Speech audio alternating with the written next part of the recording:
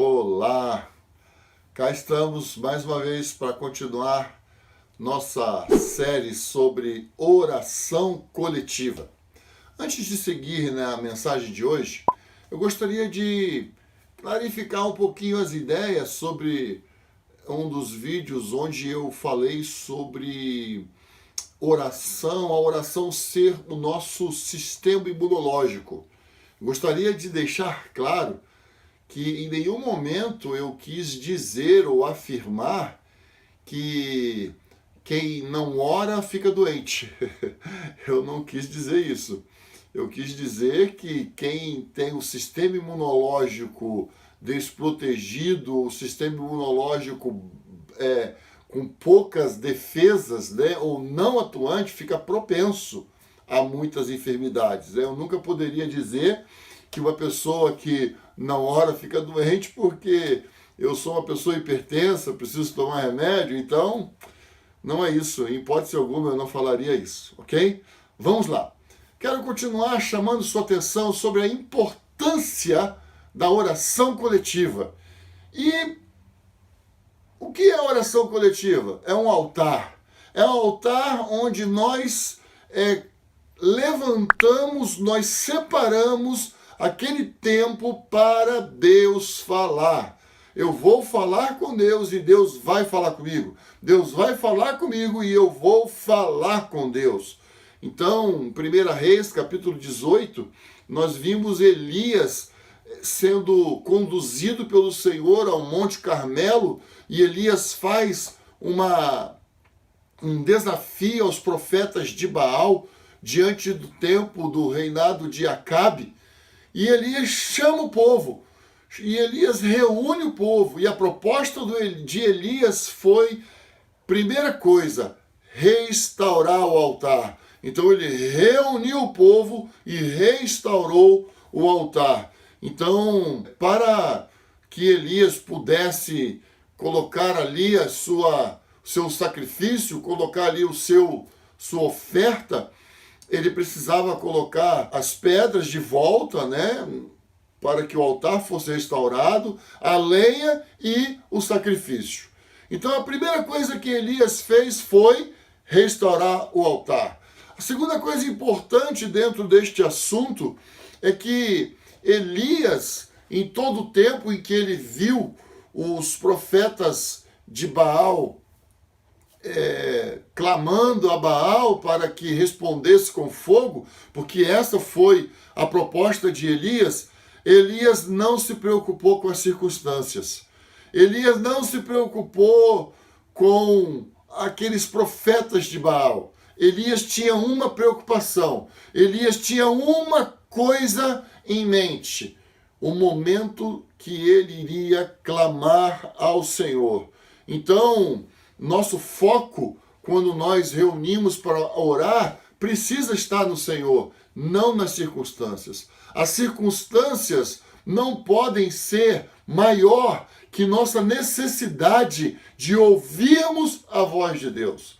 As circunstâncias não podem ser maior, ou melhor dizendo, elas não podem ser consideradas, elas não podem ser vistas como maior do que a voz poderosa do Senhor.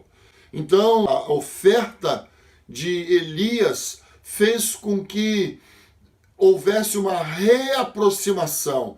O altar aproximou as pessoas umas das outras e trouxe às pessoas um coração com expectativa daquilo que Deus iria falar. O povo daqueles dias estava distante do Senhor. O povo daquele dia estava confuso. O povo daqueles dias não tinha muita convicção de quem realmente era Deus em Israel.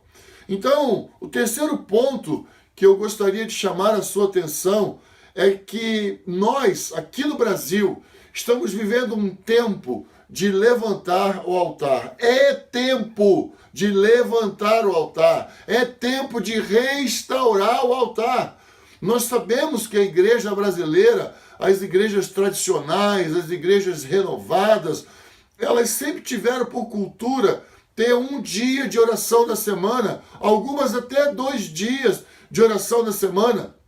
Mas eu tenho ouvido falar, tenho recebido notícias que muitas igrejas, até mesmo as igrejas históricas, tradicionais, andaram parando com essa cultura, andaram parando com esse hábito de orar, de ter uma noite para orar e buscar o Senhor.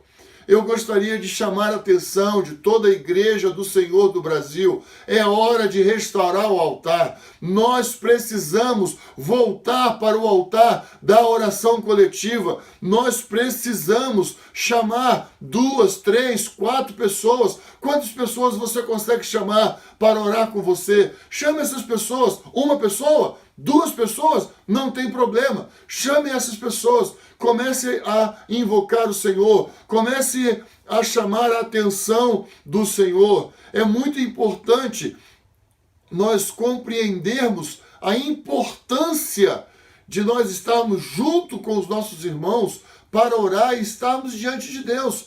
Eu já tenho falado aqui, falei isso sobre a questão há regras, né, para a oração. Falei sobre a questão da oração como sistema imunológico. Tenho chamado a atenção dos irmãos sobre a importância de nos reunirmos como igreja para buscarmos a face do Senhor.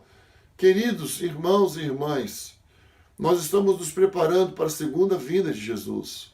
Na primeira vinda de Jesus, o profeta disse que não havia quem clamasse, não havia quem intercedesse, não havia quem estivesse na brecha.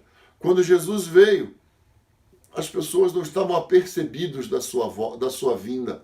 Agora, na segunda vinda do Senhor, com certeza, ele terá um grande povo, ele terá uma noiva pronta, ataviada, santa, sem mácula e sem ruga. E esses dias que nós estamos vivendo é tempo de preparação. E a oração coletiva vai nos ajudar a preparar o ambiente, vai nos ajudar a aquecer os nossos corações para receber o Senhor de volta. Então, a oração coletiva é um altar que nós construímos, que nós erigimos para o Senhor falar quando Ele quiser. O que nós faremos? Nós estaremos à disposição do Senhor. Nós vamos orar pelo Brasil, nós vamos orar pela saúde da nossa família, nós vamos orar pela saúde espiritual da igreja, vamos orar pelos nossos governantes, vamos estar buscando a face do Senhor, vamos estar rogando pela maior manifestação da presença de Deus entre nós. Quarto ponto, o que é o altar? O altar, na Bíblia, era onde os homens de Deus ofereciam ofertas ao Senhor, ofertas de gratidão, ofertas de adoração. Era onde os homens de Deus ofereciam animais, ofereciam alimentos para poderem estar em contato com Deus. E hoje, em nossos dias, o que representa esse altar? Esse altar representa compromisso. Esse altar representa diligência. Esse altar representa constância. Esse altar representa que eu estarei ali até que o Senhor fale. Eu estarei ali até que Ele se manifesta. Então preste bem atenção. É muito importante que nós tenhamos esse coração disposto a nos colocarmos nesse altar até que Ele fale. Quando Ele quiser falar. É muito importante que nós compreendamos que o Senhor espera de nós compromisso. O Senhor espera de nós atitude. Você quer ouvir Deus falar com você? Você tem ido para um lugar secreto? Como que você tem usado o seu tempo? Quando dá? Quando você sente na cabeça? Quando as coisas estão ruins? Eu queria exortar você, querido, querida irmã, para que você não faça o seu tempo de lugar secreto, o seu tempo de intimidade com Deus, só quando as coisas não vão bem. Nós precisamos aprender a ser constantes diante de Deus, mesmo quando as coisas nos vão mal, mesmo quando as coisas estão super bem. Então eu tenho motivo para me alegrar e adorar o Senhor todos os dias. Podemos também ter motivos de tristeza, mas esses motivos de tristeza não devem nos impedir de nos achegarmos diante de Deus. Então, é claro que o Espírito Santo é quem fala conosco. Claro que o Espírito Santo é o agente de Deus sobre a terra. É claro que o Espírito Santo está sobre a terra hoje, paira sobre a igreja, paira sobre nossas vidas, está em nós e ele nos leva a nos comunicar com o Senhor.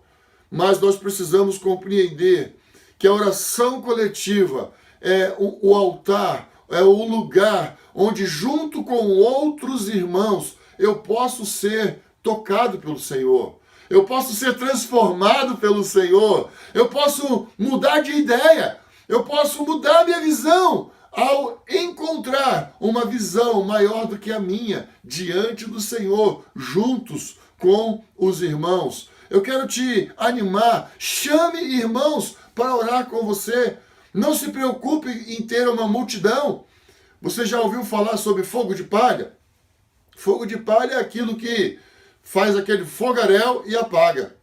Eu queria te animar a não ser um fogo de palha. Eu queria te animar a não se preocupar com o número de pessoas. Eu queria te exortar a reunir 2, 3 pessoas. Fique fiel com essas 2, 3 pessoas. Depois você vai chamando outros. Depois o Senhor vai acrescentar outros. Quando nós andamos em fidelidade com o Senhor e nós nos responsabilizamos diante do Senhor com aquilo que Ele está falando conosco, com certeza Ele vai mover. Eu tenho vivido isso, eu tenho experimentado isso. Isso tem sido algo real na minha vida. A oração coletiva. Eu tenho experimentado orar com irmãos durante muitos anos da minha vida. Falando nisso, não perca o próximo vídeo. Eu quero dar um testemunho e quero falar sobre minha experiência em relação à oração coletiva junto com outros irmãos. O quinto ponto que eu gostaria de chamar a sua atenção é em relação à obediência de Elias. Ali em 1 Reis 18:1, nós vimos que a palavra do Senhor voltou a Elias e o Senhor mandou que Elias se apresentasse a Acabe. Mais uma vez, Elias não olhou para as circunstâncias, Elias não ficou pesando as circunstâncias, mas Elias obedeceu a palavra do Senhor. Você que tem ouvido essa mensagem e tem sido tocado pelo Senhor, presta bem atenção. Será que o Senhor não quer que você comece a reunir outros irmãos para buscar a face do Senhor? Será que o Senhor não está falando com você para reunir outros irmãos e invocar o nome do Senhor? Obediência agrada a Deus. Obediência atrai a presença do Senhor. Jesus disse em João 14, aquele que me ama, obedece os meus mandamentos. Então, Jesus vai entender que nós o amamos quando nós o obedecemos. Então, obedecer é melhor do que sacrificar. Se o Senhor está tocando em você, eu quero te animar. Obedeça. Junte lenha. Coloque lenha nessa fogueira, mas não acenda o fogo. O nosso compromisso é juntar a lenha. Acender o fogo é responsabilidade do Senhor. Obedece. Obedecer é juntar lenha. Junte pessoas. Junte horas de oração diante do Senhor. Nem que seja 1 hora por semana. Nem que seja 2 horas por semana. Não tem problema. Seja obediente àquilo que o Senhor colocar no seu coração. Como igreja, nós precisamos aprender a permanecer no altar. Vamos colocar as nossas vidas no altar. Vamos colocar a nossa congregação no altar. Vamos nos colocar diante de Deus para buscar a face do Senhor. Queridos, vamos estar diante do Senhor até que Ele venha. Fique ligado. eu quero também falar sobre essa expressão, até que ele venha. Presta atenção nos próximos vídeos que eu estarei falando com você. Eu estarei compartilhando mais com você sobre a importância da oração coletiva. Deus abençoe você. Não esqueça, deixe o seu like, assine o canal, compartilhe essa mensagem. Um abraço.